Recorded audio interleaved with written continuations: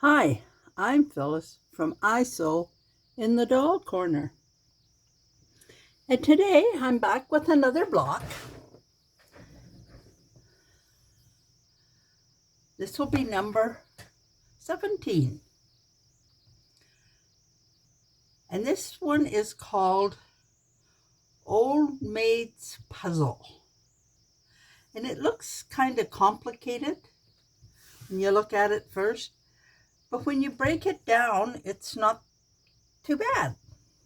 It's quite simple, really. You have a half square triangle here and one here, and it's a 4-patch. And then you've got another 4-patch here and here with 2 half square triangles. So it's quite easy to make. And I'll give you another demonstration on how to make a half square triangle. I have shown you how to make 40 in a row or more, depending on the size of the triangle. And I like to make my half square triangles with a straight grain here and a straight grain on this side. And when I sew it down the center, that looks after my bias, and it's not so apt to stretch. But if you get your bias all on the sides, it's quite easy to get your half square triangle going wonky.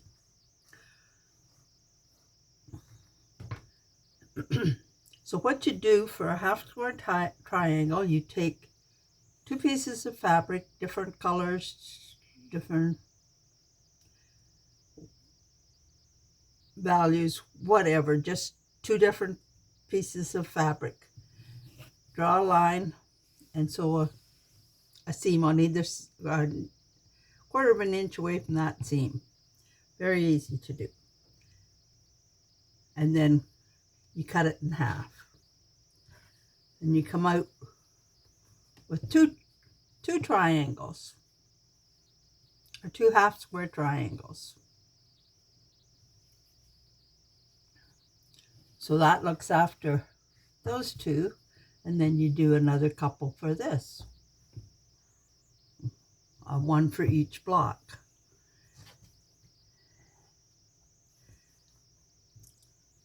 And I'll show you how you put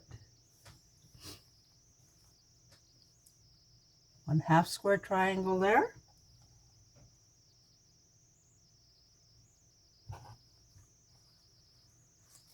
and one like that. Just have their noses touching. And then this is my half square triangle in this little block, and my plain block, and my other half square triangle, and a plain block. And you sew those 2 together, just like putting a 4-patch together. And I'll show you how to put the 4-patch together in just a minute.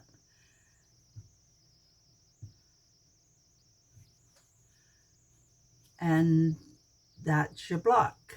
Well, you have to sew it together. So you take the 2, them side by side, match them up, and if you have them straight along here and straight here and straight here,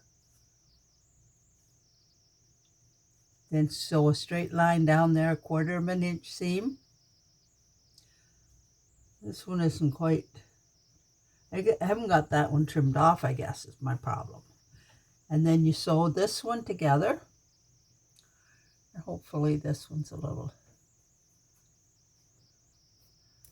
and sew it across there. And you press 1 seam to the right and 1 to the left. And you put them together like this. And when your seam, one seam goes this way and one goes the other, and you stitch it across, and that makes your 4-patch. And this is your quilt block. And this is a 5-inch, 2 5-inch squares, and that makes both of these 2 5-inch squares. And you lose about a 1/2 inch with your seam here. So that brings it in, makes it smaller. And this is a 2 1/2-inch square, and the 2 1/2-inch square. And these are 2 1/2-inch squares that I put together. Now, I wanted to show you some of my other blocks. Spread this out. I've been trying to figure out just how I'm going to put these together. As I told you, I was going to make a quilt as you go. I'm going to quilt this as you go. So I was thinking a nice dark border around each block would look nice.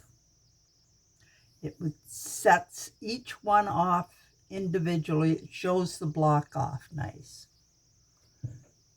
And I think the dark, well, it's sort of a royal blue I have here. I think it's going to set most of the blocks off pretty good.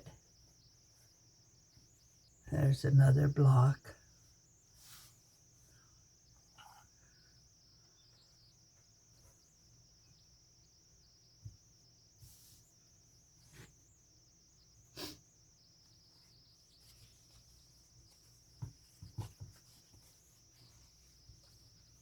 If we phrase on these, won't worry about that too much.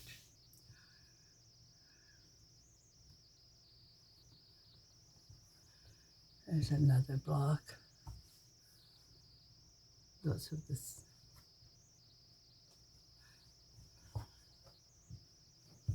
So it seems to really bring each individual block out, I think. And then when I'm doing I will do each individual block, quilt it, and then put a sashing. Well, I bring I haven't got my supplies to really show you how I'm planning on doing it, but bring the back over and the batting in between. And I think I leave them about 1.25 inches big of the backing, and then bring it forward,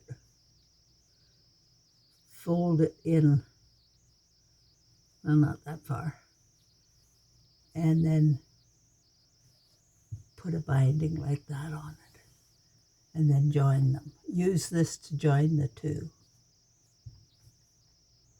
Now that's kind of pretty, but I don't have enough of that. But I have enough of this plain binding to do it.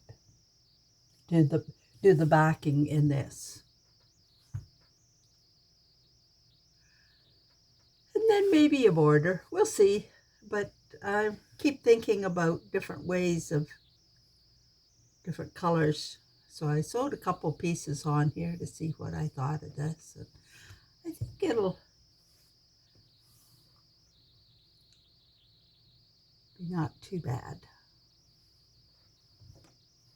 Let me know what you think.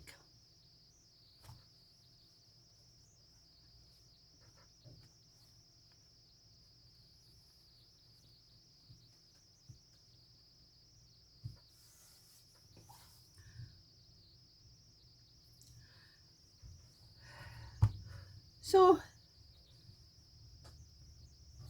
be sure and subscribe so you don't miss any of my videos on these quilt blocks.